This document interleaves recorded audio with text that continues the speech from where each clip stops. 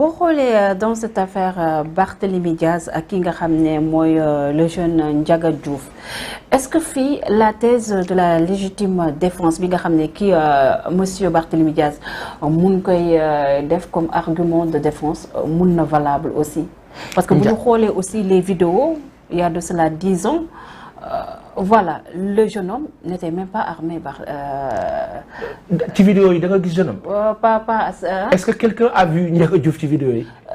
Moi j'étais pas présente sur les lieux. Oui. Mais j'ai reçu ici Abou Diallo bu Revocap. Oui. Nee na il était présent. si lieux yi dem na sax bay retracé waat ni histoire bi demee. ñoom jamono jooju bu nga woon ci réew mi nekk dans l'opposition ñu doon xeex Abdoulaye Wade ñoom ñoo dem provoquer ces soi-disant nervis. kan moo dem provoquer. ñoom ces jeunes là ñoom ñoo dem. yan jeunes. Abou Diallo et Confort il y avait aussi Thierno Bocoum si je me trompe pas. ñoom ñoo dem provoquer. si ay récits ñoom ñoo dem kër Abdoulaye Wade nekkoon foofu noonu di semer la pagaille. après par la suite si la ñu dem mairie bu Barthélémy Diaz. ngir ñu mën a def amal seen ay caravane comme jamono jooju mbirum troisième mandat Abdoulaye Wade beeg yooyu noonu ak tamit nag. situation que dëkk bi nu mu bouleversé woon à chaque fois de lan amal seen caravane di sillonner un peu partout les quartiers de Dakar léegi par la suite si la ñi nga xam ne ñi ooyee fu mu toll ni nervi yu Abdoulaye Wade yi tamit dem riposter c'est ce qu'il a expliqué lui c'est une est-ce que nekkul ne la violence bi nga xam ne dañ koy dénoncer si deux côtés yi la nekkee par ça. Cette version là c'est la première fois ma dégg ko. fii la ñëw y a même pas 2 jours. J'ai même pas regardé c'est la première fois ma dégg ko Abou Diallo. Abou Diallo d'accord c'est la première fois ma dégg loolu. mais le problème ne se situe pas à ce niveau. Il y a une autre version. ñooñu ñuy wax ne ay nervis lañu ci jamono boobu. siège rado la ñu njëkkee. dañ la jox version. ñu jox la beneen version. tout à fait. ci jamono boobu. ñooñu siège rado la ñu njëkkee. suñu kilifa yi ñoom Alioune Tine ak ñi si des. mën nañu leeral lu ni mel. buñ ci tolloo. da nga wax bi. foofu bare mbooloo. ñu ne du yomb ñu def demi tour. jubbali mairie Barthélémy. quelle que soit même cette version là. que je trouve surréelle parce que bu fekkee ni ñoom. ñoo nekkoon ci opposition bi defoon loolu ñëw nekk ci nguur gi ne loolu la ñu defoon c'est hyper drôle. loolu moo tax je veux dire une chose simple jox naa la beneen version. fee la ñu njëkkee fekk fa mbooloo mu takk ñu daw dellu si fii loolu ay témoins wax nañ ko maintenant quand vous venez trouver quelqu'un chez lui. mais il y a même pas débat sur le principe c'est-à-dire que man j'ai du mal à toog sax man gis nit ñi di poser wu question boobu. Quand quelqu'un débarque ici à Sénégal 7. yaa Seyda.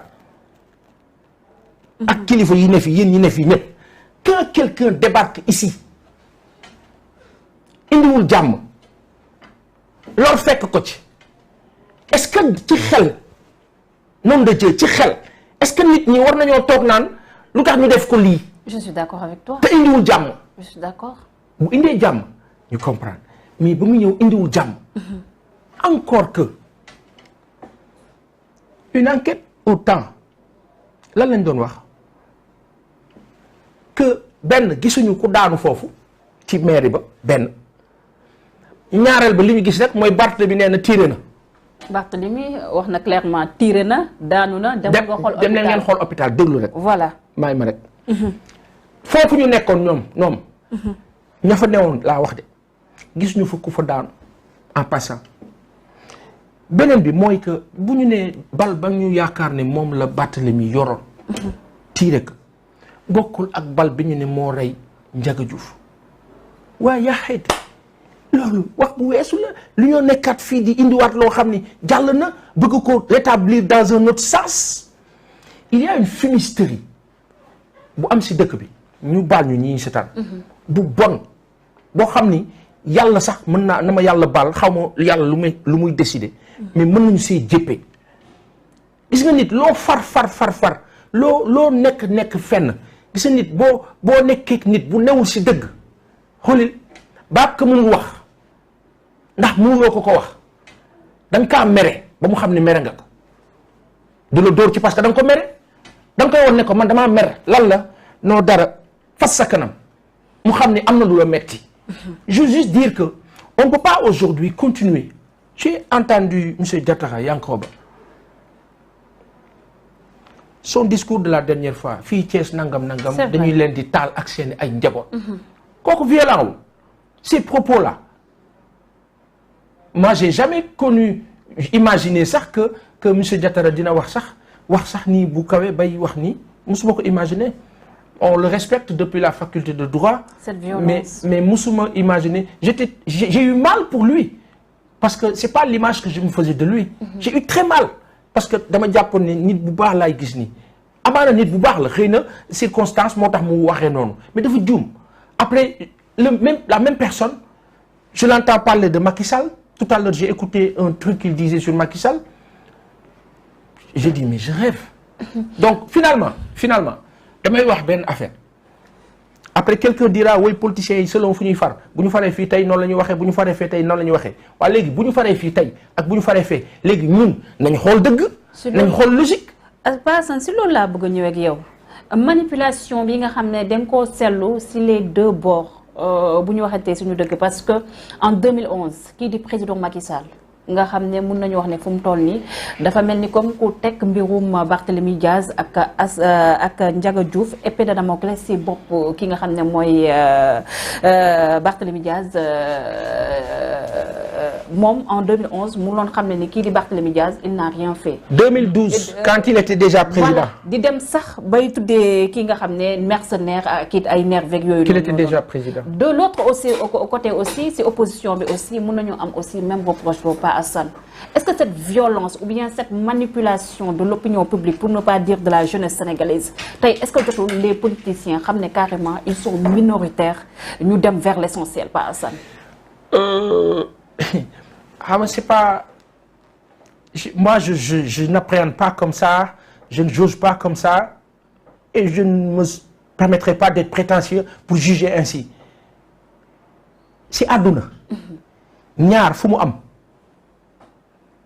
njàpp fu ñaar am na kenn ku ne si dëgg on peut pas dire c'est-à-dire que si gis nga Sénégal bu ñu bëggee mu dox du billaay lu ñuy def ni du dox tant que ñu ngi si nii billaay du dox faw ñu nañuy dox si dëgg ñaar fu ñu nekk opposition bi tey pouvoir bi tey ci contexte la ñuy wax circonstanciellement est-ce que opposition bi li ñuy nekk di kaas di ko yuuxu di ko wax ci dëgg la ñu lalu wala laluñ ci dëgg est-ce que nguur gi li ñuy jëfe ci dëgg la ñu lalu wala laluñ ci dëgg à partir de là ñu mën a def des synthèses yu conséquentes aujourd'hui la personne qui était ak Barthélémy Diaz ba dugal ko ci seen ay liste ba mu doon député. Tout à fait.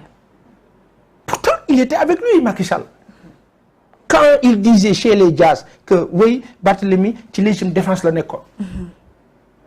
Encore que ñu wax ne bal ba ñu wax ne moo rey kooku bokkul ak ka loolu daanaka waxatuñ ko waaye lu ñu mel su amee ñi ñëw 2 ans de prison dont 6 mois ferme la personne purge sa peine génn na mais cette personne dit dama bëgg ñu setal sama der parce que ëllëg dafay ñëw te kenn xamul te defuma li ñu wax waaye léegi quelqu'un qui interjette appel